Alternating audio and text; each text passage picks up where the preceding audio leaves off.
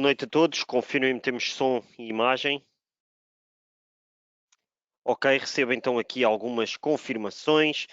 Sejam então muito bem-vindos a este webinar especial sobre mineradoras de Bitcoin, que oportunidades. Vamos só começar aqui por mudar aqui a apresentação, ok. Estamos então aqui com a apresentação. Começar então com o habitual disclaimer. O meu nome é Gonçalo Quaresma. Qualquer tipo de análise técnica ou fundamental que aqui seja feita não deve constituir recomendação de trading ou investimento. Para isso devem consultar o vosso gestor de conta no BIG. E, portanto, aqui chegados, damos então este webinar especial sobre mineradoras de Bitcoin. É um tema que naturalmente, face à subida, face ao hype que Bitcoin tem ganho nos últimos tempos também à conta dos dois catalisadores positivos. O primeiro, o ETF, a possível aprovação do ETF de BlackRock, que pode chegar nos próximos 8 meses, e também o halving, que ocorrerá em maio de 2024, portanto falta menos de um ano. Estes dois catalisadores trouxeram aqui ímpeto comprador de regresso a Bitcoin e também ao universo das mineradoras de Bitcoin. E este é um tema que pensamos assim fazer um webinar, até porque Bitcoin é uma classe de ativos que aqui na corretora todos gostamos e, portanto, achamos por bem também aqui trazer, até temos aqui sempre o, o símbolo aqui ao pé de... Todos temos o símbolo aqui ao pé das nossas secretárias. Agora, de qualquer forma, tentaremos sempre fazer isto, obviamente, como sempre foi, sempre nos caracterizou, sempre também numa perspectiva de trazer os catalisadores positivos, sim, mas também os catalisadores negativos. E, portanto, é um pouco do cenário que aqui trazemos, do sumário que aqui trazemos. Efetivamente começaremos por falar dos catalisadores positivos de Bitcoin, depois passaremos a analisar alguns catalisadores negativos e um em particular, e depois vamos então claramente à mineração de Bitcoin, explicar um bocadinho melhor o processo e depois trazer aqui algumas mineradoras de Bitcoin e ver aqui qual é a melhor opção. E, portanto, assim sendo, aqui no caso de Bitcoin, aqui há alguns catalisadores positivos, eu já vos falei efetivamente deste processo que ocorrerá em Bitcoin em maio de 2024, que é o halving, e o halving nada mais é do que efetivamente uma redução de oferta de Bitcoin que ocorre de 4 em 4 anos. E, portanto, conforme vem aqui nesta tabela, quando ocorreu o primeiro halving, o prémio por bloco, e só para explicarmos aqui muito sumariamente, explicaremos mais à frente, mas basicamente, cada vez que os mineradores verificam uma transação em Bitcoin e o minerador mais rápido a verificar essa transação, efetivamente ganha um prémio de ter verificado esse bloco, que é depois adicionado à blockchain. E o prémio que ganha no momento atual são 6,25 Bitcoin por bloco. Em maio de 2024 isso será reduzido para metade, para os 3,125 Bitcoin por bloco. Quando isto começou, quando veio o primeiro halving, eram cerca de 50 Bitcoin por bloco. Portanto, tendencialmente o prémio por bloco vai sendo reduzido, também para reduzir o incentivo também à própria, ou para aumentar a dificuldade e reduzir o incentivo à própria mineração de Bitcoin, porque efetivamente a Bitcoin é um ativo da qual só foram criados 21 milhões, e portanto já veremos isso aí também um bocadinho mais à frente. Mas agora só para percebermos que o halving é essa redução de prémio por bloco que, naturalmente, tornando menos apelativa a mineração, reduz a oferta de Bitcoin. E, portanto, obviamente, reduzindo a oferta, impulsiona-se o preço e, obviamente, nos últimos dois halvings que ocorreram, este será o terceiro, efetivamente aqui vemos que o ciclo faz um bottom, ou seja, atingimos o low, o nível mínimo de Bitcoin,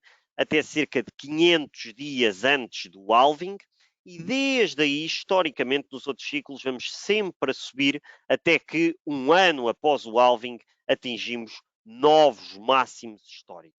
Portanto, isto é importante ver que, historicamente, até um ano após o halving, a Bitcoin faz novos máximos históricos. E por isso é que este evento é tão importante, é mais importante do que qualquer ETF ou qualquer medida que possa ser aprovada e que fomente a adoção de Bitcoin. Este é o momento mais importante sempre em Bitcoin e é feito e ocorre exatamente de 4 em 4 anos, porque na altura o Satoshi Nakamoto, que foi o criador da Bitcoin, quis que igualasse também os ciclos políticos e, portanto, criou as coisas assim. Portanto, isto era o que queria destacar e este é claramente um catalisador positivo. O segundo catalisador positivo é efetivamente, não diria a fé, porque isto não é nenhuma religião, mas é pelo menos a lealdade que os investidores têm para com este ativo. Quando ocorreu o bear market em cripto de 2017, só 70% dos investidores aguentaram esse bear market, que foi muito penalizador. E agora, também, os holders de longo prazo, os investidores de longo prazo, ou seja, aqueles que têm Bitcoin há mais de um ano, ou há pelo menos um ano, está no momento atual em máximos de sempre, na zona dos 70%. Portanto, se um ativo já por si já tem oferta fixa e mesmo assim, se juntarmos a isso, ainda tem uma procura que é bastante uma procura que também é, peço desculpa, uma oferta que também é bastante inelástica, a oferta é inelástica, mas efetivamente também aqui do lado dos compradores, do lado da procura, do lado de quem tem, também há uma garantia de lealdade ao ativo, de não vender assim de forma tão proativa. E, portanto, isso também, obviamente, que ajuda a que o preço seja mais puxado, digamos assim, ou mais impulsionado. Agora aqui alguns catalisadores negativos, e este para mim é o único catalisador negativo que existe em Bitcoin no momento atual, efetivamente é importante, que é o tema dos computadores quânticos. Eu não sei se já ouviram falar deste tema, é um tema que tem relevo e importância. O computador quântico é algo que está a ser desenvolvido, estima-se que só seja praticamente operacional daqui a algumas décadas, mas gostamos sempre de pensar a longo prazo e, portanto, qual é que é aqui o problema dos computadores quânticos? Nós sabemos que há um momento de vulnerabilidade no momento de verificação de transações na blockchain, que é para verificar uma transação, a chave pública de uma determinada pessoa, chamemos-lhe agente B, aquele que recebe a transação, essa chave pública, que é como se fosse o endereço de e-mail deste agente B, é como se fosse o meu endereço de e-mail. Eu tenho o meu endereço de e-mail para mostrar ao agente A, que é essa chave pública, para que ele me envie as suas bitcoins, não é? E essa chave pública, esse meu endereço de e-mail, está visível em toda a rede. Qual é que é o risco disto? Que durante estes 10 minutos em que essa chave pública, ou seja, o meu e-mail, está disponível em toda a rede, alguém, através dessa chave pública, do meu endereço de e-mail, obtenha a minha chave privada, ou seja, obtenha a minha password do e-mail. Esse é aqui o problema portanto, e é isso que os computadores quânticos, teoricamente, com o poder de computação que têm, teoricamente podiam conseguir fazer. Há aqui um ponto que é importante, que é este tema, com as novas chaves públicas que são geradas através de um hash, isso é praticamente impossível. E nós veremos que no caso dos computadores quânticos, como eles estão a ser desenvolvidos, é praticamente impossível. Há realmente algumas pessoas que reutilizam chaves públicas, que não é o mais aconselhável, e se calhar aí os computadores quânticos podem chegar lá, é esta linha a roxo, mas na maior parte das moedas não chegam. E isto só falando em termos do que são chaves públicas. Agora, se nós virmos aqui, para que um computador quântico consiga obter, através do meu endereço de e-mail, ou seja, a chave pública, a minha chave privada, que é a minha password, tem que resolver esta equação matemática, que é o algoritmo de Shor. É uma equação matemática complexíssima e demora horas, aliás, demora dias a resolver com os métodos atuais. E o computador quântico consegue resolver este algoritmo entre 30 minutos e 8 horas. O computador mais poderoso consegue resolver isto em 30 minutos, o que naturalmente supera o tempo em que a chave está disponível na rede para verificação de transação, que são apenas 10 minutos. Portanto, este tema dos computadores quânticos poderia ser um catalisador negativo, mas quando vamos ao cerne da questão, vemos que efetivamente nem o computador quântico mais poderoso consegue resolver este algoritmo no tempo útil de que está disponível na rede, que são apenas 10 minutos, para ser verdadeiramente uma ameaça. E este era um tema que eu aqui vos queria trazer, porque é um tema que apontam muitas das vezes à Bitcoin, e eu há uns anos investiguei isto e fui ver, e efetivamente acho que não nos devemos preocupar.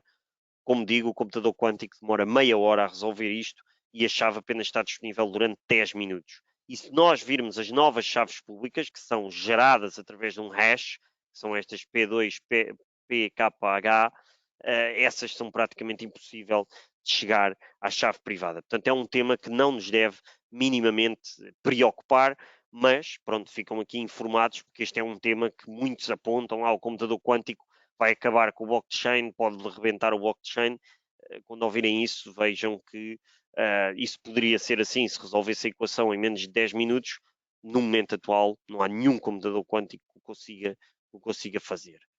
E, com as novas chaves, ainda mais difícil se torna. Pronto. Isto era então os catalisadores negativos. Falando agora um pouco da mineração de Bitcoin e como funciona, e aqui tenho até uns slides da Hut Mining, nós vemos que efetivamente quando alguém requisita uma transação, essa transação vai para os tais nodes, que são os tais computadores, e o processo aqui é simples. Uma transação adiciona um bloco novo à blockchain, bloco esse que vários mineradores tentarão resolver aquelas equações associadas ao bloco o mais rápido possível para ver quem fica com essa transação. E o primeiro minerador a resolver as equações mais rápido ganha o prémio por bloco, que são 6,25 bitcoins, e adicionam então à rede blockchain, que depois essa transação é novamente verificada por todos os mineradores e esses outros ganham receitas de verificação de transações que não são tão significativas como o prémio por bloco. Portanto, teoricamente não, de forma prática, os mineradores recebem dois tipos de receitas. O prémio por bloco para aquele que verifica, resolve as equações mais rápido e adiciona esse bloco à rede, e depois todos os outros, as receitas de verificação de transação que verificam esse bloco adicionado à rede. Portanto, estes são os dois tipos de receitas que um minerador recebe. Isto aqui, pronto, uma pequena equação dos custos, mas vamos saltar, só para ainda irmos aqui, porque o processo é um bocadinho mais desafiante, ou seja, podíamos pensar, à medida que vamos tendo mais mineradores adicionados à rede, torna-se mais fácil minerar Bitcoin, todos eles têm cada vez mais poder computacional. Ora, Satoshi Nakamoto também pensou nisso, e como apenas foram criados 21 milhões de Bitcoin e se quis manter um ritmo de crescimento da oferta monetária cada vez menor, a cada 10 minutos a dificuldade de mineração vai aumentando, sendo diretamente proporcional ao poder computacional. Ou seja, se eu tenho mais mineradores, tenho mais poder computacional. A dificuldade, que é revista, a dificuldade da rede, dificuldade de mineração, que é revista de 10 em 10 minutos, vai aumentando com esse poder computacional. Portanto, termos mais mineradores, obviamente que faz aumentar este poder computacional necessário e faz aumentar a dificuldade. E notem aqui, desde agosto de 2021, o poder computacional, com o número de mineradores que entraram, aumentou muito. Mas se virmos aqui, a dificuldade também, desde agosto de 2021, a dificuldade de mineração aumentou também bastante.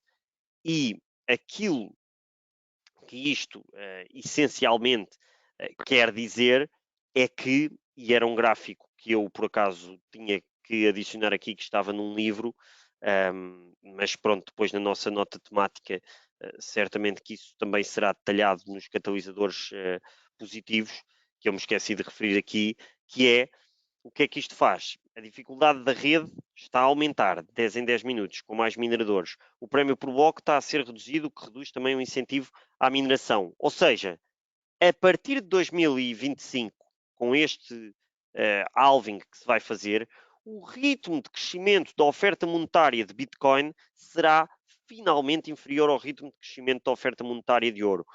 A oferta monetária de ouro cresce a um ritmo anual de 2,5%, a de Bitcoin crescerá a 2,1%.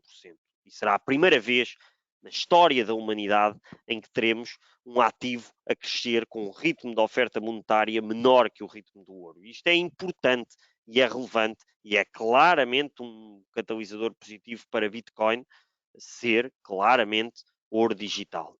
E foi um catalisador positivo que me esqueci de adicionar, mas que referenciei aqui agora.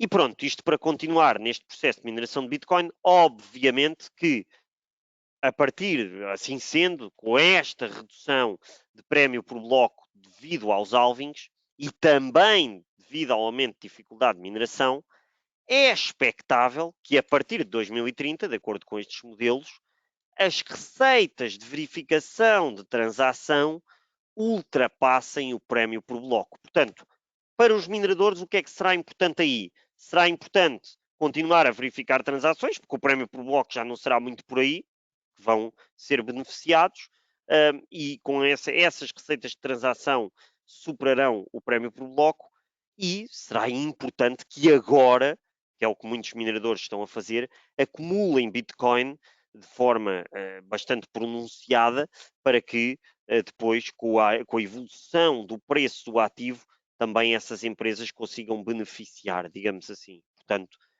e por isso é que tantos mineradores estão a acumular Bitcoin agora, porque no futuro o que vão ganhar são apenas as receitas de transação. E eu sei que poderão surgir perguntas, epá, Gonçalo, mas então de que é que me vale investir num minerador se a partir de 2030 ele não vai ganhar prémio por bloco?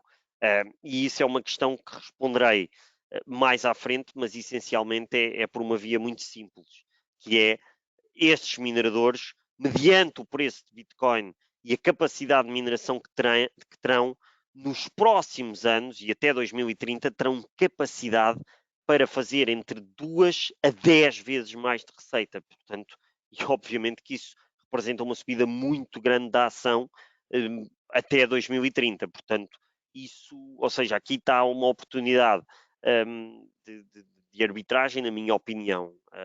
E, portanto, mas já para passar para esse tema, que é falando um pouco mais dos mineradores de Bitcoin, deixem-me só beber um pouco de água.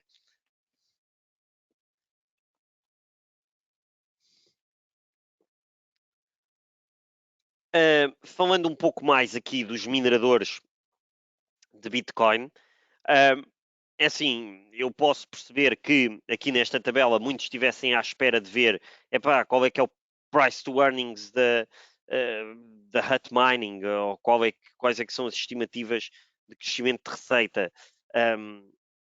Percebamos que aqui estas empresas não são avaliadas com base em price to earnings, em price to sales, net debt to EBITDA, free cash flow.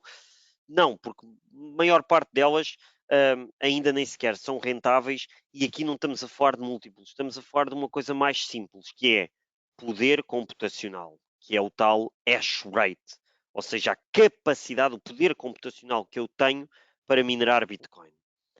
E, portanto, esta coluna é a mais importante, este hash rate, em que vemos que claramente a Marathon Digital tem um poder computacional instalado muito grande, 17 exahashes, que é uma medida de classificação.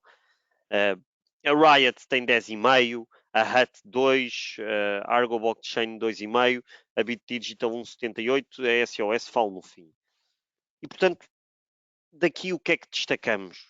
Que Mara tem claramente um poder computacional muito à frente de todas as outras e tem máquinas que são efetivamente de última geração. A Marathon Digital tem instaladas os ASIC S19J Pro, que são máquinas que têm 66%, que são 30% mais eficientes do que as máquinas antigas, pois os mineradores têm que estar sempre a renovar a sua frota de máquinas para ter sempre as mais eficientes. Mas a Mara, contrariamente às outras, fez uma grande aposta logo em 2020, adquiriu muitas máquinas e, portanto, com o poder computacional que tem, que é maior do que os outros, tendo mais poder computacional, produz mais Bitcoin por dia. Portanto, a Mara, com 17 exahashes, produz 33 Bitcoin por dia.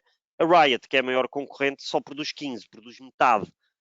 E também convém dizer que a Mara tem muito mais Bitcoin em carteira do que tem em todas as outras, porque lá está, também produz mais, tem 12.538 Bitcoin em carteira. E, portanto, a diferença aqui é abismal, não é? Eu trouxe as outras só mesmo para compararmos. Esta é a SOS Mining. Desculpa, esta é a SOS Mining. É uma empresa que teve muito no hype em 2020, mas ninguém percebeu sequer se faziam mineração de Bitcoin. Se entrarem no site da empresa e faço esse convite, veem que entram no site de uma empresa chinesa que nestes temas é sempre manhoso, por usar a palavra, e depois nem sequer há relatórios e contas e por aí fora, e portanto está aqui por ter hype, mas nem sequer há dados, não é? E portanto não era uma empresa em que seguramente eu confiasse o meu dinheiro. Mas pronto, isto aqui, claramente, a melhor opção é claramente a Marathon Digital. É uma empresa que tem já poder computacional de 17 exahashes. No fim deste ano, vamos passar aqui a este slide, só para nós percebermos aquilo que eu estava a dizer há bocado. De onde é que está o upside nestas empresas, apesar de em 2030 já só receberem receitas de transação. Vejam aqui. No momento atual, as receitas da Mara são 117 milhões ano. Também no momento atual, se virmos, eles só, como quem diz, têm 149.900 máquinas instaladas, estão a produzir 33 Bitcoin por dia. A um preço médio de 20 mil, que foi o que a Bitcoin andou mais ou menos este ano, a Mara faz, até ao fim do ano, 118 milhões. Está em linha com o consenso, é o que está estimado, 118 milhões ano. Em 2024, estima-se 423 milhões. Notem, no fim deste ano, a Mara terá instaladas 194.785 máquinas, o que lhe duplicará a capacidade de produção para 68 Bitcoin por dia. Fazendo aqui as contas, isso são 366 dias, isso dá mais ou menos 24.888 Bitcoin no ano. E aqui as coisas são simples, digamos assim. E aqui é que fica interessante, que é, se a Bitcoin mantiver um preço de 20 mil no próximo ano, a Mara faz 497 milhões, que é o que está no consenso, é o que está no preço no momento atual. Mas se a Bitcoin aumentar para os 30 mil, fizer média de 30 mil no ano que vem, a Mara faz 748 milhões. Portanto, já estamos a falar de quase o dobro. Se a Bitcoin, no ano que vem, fizer 50 mil, a Mara faz 1.241.000 dólares de receita. Já estamos a falar, efetivamente, de mais do dobro em termos de receita, o que é verdadeiramente impressionante. Mais do dobro. E se a Bitcoin fizer um novo máximo histórico e for para cima dos 70 mil, até imaginando um cenário em que faz 100 mil no próximo ano, isto é 100 mil de média, a Mara fazia 2 milhões, era quase 6 ou mais vezes da receita que faz no momento atual. Era impressionante. Mas só para vermos aqui, um cenário em que a Bitcoin faça no próximo ano, depois do halving, em dezembro de 2024, vá subindo consistentemente e faz 50 mil de média. A Mara faz 1.241.000 de receita, que não está claramente no preço. É mais do dobro deste nível ou é o dobro praticamente do nível que aqui está. E, portanto, percebam que o upside, é por isso que a ação é tão volátil, porque a percentagem de receitas varia entre 2 e 6 vezes estimadas, consoante o preço de Bitcoin varia, e é por isso que é tão impactante, tão importante estas questões, e é aqui que se avaliam mineradoras de Bitcoin. É percebermos que a Mara, próximo ano, tem 423 milhões de receita estimada, mas basta a Bitcoin fazer 50 mil de preço médio no ano que vem, sabendo que nós, historicamente, após um halving, faz novos máximos históricos, e a Mara faz 1.241.000 de receita. Portanto, muito mais do que ali está estimado. E pronto, isto era por isso que aqui destacava a Mara. Efetivamente aqui trouxe só um pequeno padrão de lateralização, um pequeno padrão técnico em Bitcoin, para percebermos ali que estamos agora num padrão de lateralização após a subida e quebra em alta deste canal descendente. Se conseguirmos suportar aquela zona dos 29 mil, Bitcoin pode manter pressão ou domínio de pressão compradora. E, portanto, é importante que continuemos acima dos 29 mil e vamos ali quebrar em alta os 30, peço desculpa, os 31 mil.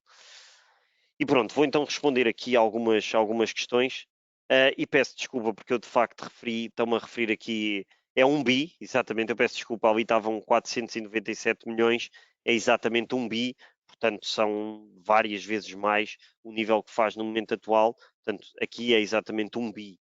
Lá está a Bitcoin atingir ou fazer um preço médio de 50 mil no ano que vem, a Mara faz 1.2 bis de receita. 1.2 bis. Portanto, sendo no momento atual faz 497 milhões, é um nível muito, muito, muito significativo face ao nível atual. São 3 vezes mais de receita do que faz no momento atual. Pronto, agora deixo então o espaço aqui para algumas questões e vamos então à primeira. À medida que mais pessoas acumulam Bitcoin e cada vez é menor a recompensa da mineração, no limite, se toda a gente tivesse e mantivesse a Bitcoin, não haveria transações e a mineração seria pouco relevante. Logo, por que continuar? Sim, seria um cenário hipotético em que não existiriam mais transações. Nesse cenário limite, a mineração provavelmente não faria sentido. Mas também, se mais ninguém mexer, e se tivermos halvings, ou seja, se tivermos 100% de holders ali metidos, nós estamos basta fazer as contas, não é? Temos 100% de holders. Chegamos a maio de 2024, temos um halving, corta o prémio por bloco que ainda reduz mais a oferta. Imaginemos, aprovação de ETF de BlackRock, a oferta com isso já está brutalmente deprimida. Estas mineradoras têm uma coisa em carteira que é, a Mara, por exemplo, tem 12.538 Bitcoin em carteira, ou seja, isso ia dar um spike ainda maior no preço de Bitcoin, não é? Portanto, íamos ter, ou seja, no limite, se ninguém mexesse, efetivamente a oferta ia ficar ainda mais deprimida e bastava entrar algum tipo de pressão compradora que o impulso, o esticão no preço de Bitcoin ia ser muito maior. E estas empresas, a Mara com 12.538 Bitcoin em carteira, adquiridas a um preço médio de 9 mil, ia fazer uma valorização muito significativa em termos de cash. É que não esquecer que esta empresa tem as Bitcoin adquiridas a um preço de 9 mil. Agora, pronto, isto seria um cenário hipotético em que não há mais transações. Não é o cenário, obviamente, que estamos a ver. Podemos ver a aprovação da ETF de BlackRock. À medida que também mais céticos vão entrando no espaço, a procura vai sendo maior. Portanto, isso vai fazendo impulsionar o preço de Bitcoin. E estes mineradores ganham das duas formas. Ganham com a Bitcoin tem em carteira que vai apreciando e vão ganhando quanto mais Bitcoin minerando. O interesse deles é até 2030, até que as receitas de transação ultrapassam o prémio por bloco, o interesse deles é acumular o máximo de Bitcoin possível, para que isso também puxe pelo valor da empresa, não é? Pronto. E agora aqui fazem-me também a pergunta, será, portanto, será, portanto, mais vantajoso investir em Mara do que em Bitcoin? Percebamos, os dois são complementares, ou seja, eu acho que perante aquilo que eu referi ao início e perante aquilo que vos mostrei ao início, aqui, que é Bitcoin tem o halving a suportá-la, faz novos máximos históricos, faz sentido numa carteira? Faz sentido ter Bitcoin, claro que faz. Camara tem alguns riscos idiosincráticos e acreditem que já foram muito maiores. Eu acompanho esta empresa há 3 anos, os riscos idiosincráticos já foram muito maiores. Por exemplo, em 2020, não achem que estavam aqui 149.900 máquinas. Na altura, a Mara atirou-se completamente para fora de pé. Adquiriu, ou teve contratos para adquirir este número de máquinas, 150 mil. E na altura só tinha 30 mil. E não havia perspectiva de quando é que as máquinas iam chegar, porque estava tudo esgotado. Por acaso as coisas correram bem. Mas e se não corressem? E se a Mara não tivesse agora este número de máquinas? Não ia minerar 33 Bitcoin por dia. Não ia, estão a perceber? Portanto, o risco idiosincrático numa empresa mineradora de Bitcoin é muito, muito maior. Hoje em dia, felizmente, a Mara é um player mais consolidado. Tem um número de máquinas muito grande. São máquinas de última geração. Agora, imaginemos que a dificuldade vai continuando a aumentar como vai. Daqui a uns anos, a Mara vai ter que renovar toda a frota de máquinas que tem no momento atual. É óbvio, se quiser continuar. Agora, estas máquinas têm um lifespan ainda grande. Portanto, vão aguentando. São máquinas de última geração, foram mudadas há pouco tempo. Mas um minerador de Bitcoin é isso. Vai ter que estar sempre a atualizar até que o negócio deixa de ser rentável. Agora, é o que eu vos estou a dizer.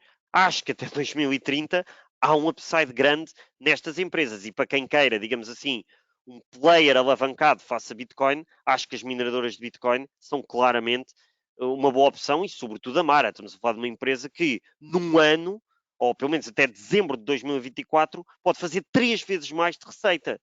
Há poucas empresas no mercado que tenham esta possibilidade, ou seja, num ano e meio, que é até dezembro de 2024, num ano e meio, fazer 3 vezes mais de receita. Não vejo nenhuma oportunidade no mercado no momento atual como isto. Num ano, 3 vezes mais de receita. Se a Bitcoin for para os 50 mil, mesmo não vá para os 50 mil, está nos 30 mil, faz 748 milhões. É um crescimento ainda exponencial. Pronto, fazem-me aqui ainda mais questões. Vai haver um fim para a produção de Bitcoin, certo? Certo, a última Bitcoin estima-se que seja minerada em 2146. Na altura, já não estamos aqui, já não estamos cá para ver, estamos noutra dimensão, mas a última Bitcoin será minerada em 2146, segundo estimativas, porque a dificuldade vai aumentando e o poder computacional também vai sendo maior. E depois, apenas haverá o registro de transações, deixa de haver mineração, haverá incentivo para continuar a ter máquinas ligadas para manter a rede e o preço. Vai sempre haver transações, não é? Sempre. Sempre. Um minerador vai sempre ter interesse em verificar transações, mesmo que receba uma pequena receita. Porque o minerador, nessa altura, em 2030, que é quando a receita por transação superará o prémio por bloco, já tem acumulado um nível de Bitcoin. Se a Bitcoin estiver num nível de preço adequado, como eu acho que terá, tem tendência a crescer sempre ao longo do tempo, o minerador já está bem. Portanto, é uma questão de ir mantendo o negócio. Agora, a muito longo prazo, obviamente que sabemos que o negócio de mineração depois não é tão sustentável, não é? Já não vai ser tão sustentável estar a atualizar as máquinas. Mas no momento atual, e dizendo eu, a um ano e meio, uma empresa que pode triplicar a receita, acho que faz sentido. E depois dizem-me aqui, prevê-se um sucesso no preço de Bitcoin, que eu partilho. O que poderá fazer com que isso não aconteça? Uma opinião, claro. É assim, sinceramente, um, a resposta a essa pergunta é simples. É sempre com este gráfico. Epá, ao longo do primeiro halving, do segundo, do terceiro, houve muitas notícias contra Bitcoin. Muitas. Os mídias, ao longo do tempo, tiveram muitas notícias a dizer Bitcoin vai acabar, vai acabar, vai acabar, vai acabar, vai acabar. O número de vezes disseram que ia acabar era impressionante. E o ativo, como está bem construído, está bem alicerçado, está bem feita esta questão do halving para ir reduzindo a procura e à medida que vai reduzindo a oferta e à medida que mais procura vai entrando, puxar mais pelo preço, a Bitcoin vai sobrevivendo. E, portanto, se seguir o ciclo histórico como costuma sempre seguir, daqui a um ano, ou pelo menos em dezembro de 2024, até um ano após o halving, a Bitcoin está em novos máximos históricos. É isso que é importante dizer. Portanto, está em novos máximos históricos. É isso que aconteceu nos últimos ciclos. Pronto, agora ainda há aqui mais perguntas. Mas enquanto não for aprovado o ETF da BlackRock, onde é que está? Oi, saímos daqui. Mas enquanto não for aprovado o ETF da BlackRock, não é muito fácil adquirir Bitcoin. Qual a melhor forma de adquirir Bitcoins atualmente? O Banco Revolut é seguro? Isso é outra pergunta. Ok.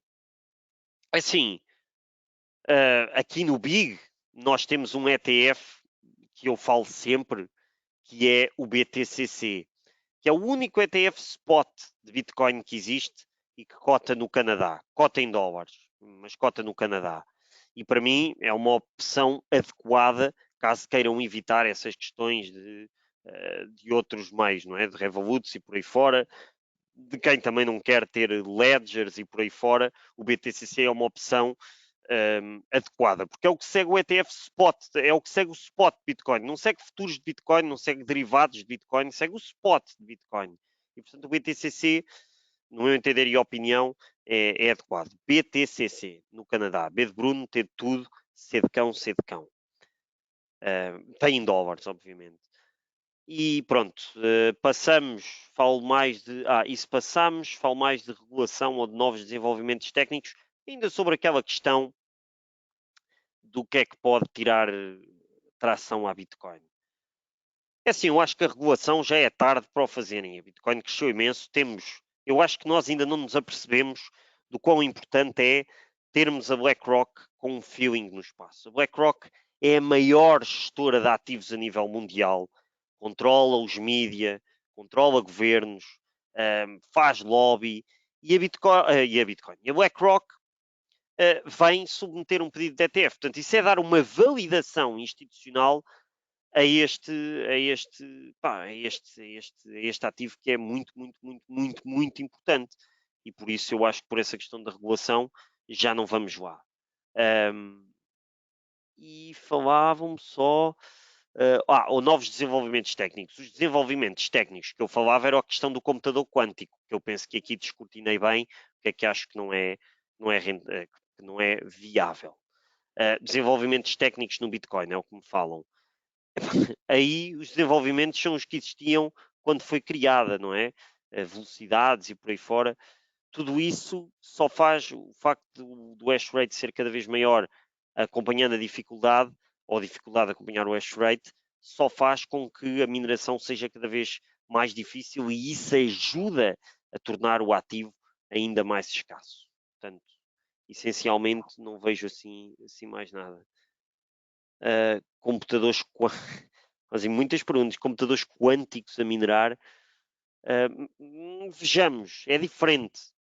Nós podemos ter aquelas máquinas, os ASICs, que estão adaptados.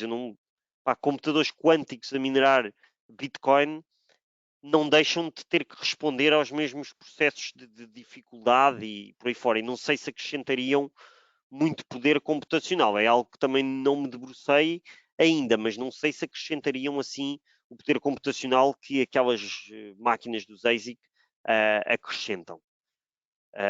Pronto, e agora, só para o nosso webinar vai longo, e só para então concluirmos aqui, porque pedem-me o gráfico do BTCC, vamos só ver aqui, só um momento, para vermos o gráfico.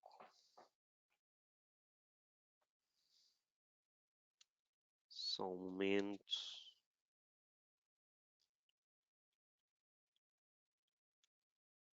Para entrar aqui. Só um momento.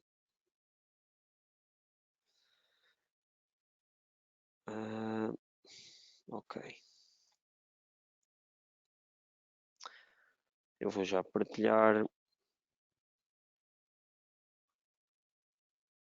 Ok, exatamente, cá está ele. Portanto, isto é o gráfico do BTCC, essencialmente. E o BTCC, lá está, é um gráfico muito semelhante ao da Bitcoin, não é? Estamos aqui com esta tendência de lateralização também, que vem aqui mais ou menos aos 5,33 e entre os 5,82. Mas é um gráfico muito, muito, muito semelhante. Portanto, já deixei de partilhar, mas o gráfico, se virem, é muito, muito semelhante. E pronto, essencialmente, então, penso, não havendo aqui mais. Ainda me perguntam. BTCC e CI Galaxy. O CI Galaxy, só para ver aqui, eu penso que se calhar também é capaz de ser spot de Bitcoin. The Exchange, Institutional.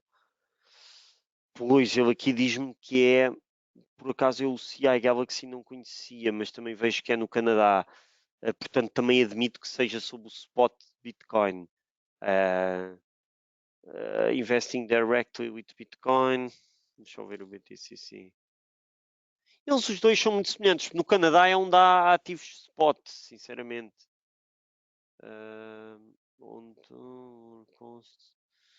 Pois, já agora vamos ver o CI Galaxy, mas eu não tenho a certeza se o CI Galaxy é de Bitcoin. Não consegui verificar aqui na Bloomberg. Eu sei que o BTCC é CI Galaxy Bitcoin.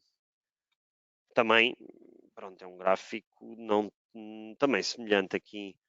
Anda aqui, aliás, o preço deles até é muito semelhante, 5,70 e 6,17. É muito, muito semelhante o preço, muito semelhante. Portanto, os dois são no Canadá, portanto eu deduzo que os dois sejam spot, sendo que aqui no CI Galaxy não tenho a certeza, no BTCC tenho. E pronto, essencialmente então, era isto que vos queria dizer. Eu agradeço, como sempre, o vosso feedback aqui na caixa de comentários. Vou deixar aqui pelo menos uns 2 minutinhos para que todos possam contribuir com o vosso feedback. Se gostaram, se não gostaram, o que é que há para melhorar, enfim, aquilo que quiserem dizer, para que da próxima continuemos também sempre a melhorar e efetivamente dar então a vossa opinião. Vou deixar aqui 2 minutinhos, despedir-me de todos, agradecer-vos por me terem ouvido e obrigado a todos. Dizer também que a apresentação ficará disponível nos próximos dias, ficará disponível no YouTube aqui nos próximos dias. Portanto, muito obrigado a todos e pronto, agora vou aguardando aqui pelo vosso feedback aqui neste próximo minutinho. Obrigado.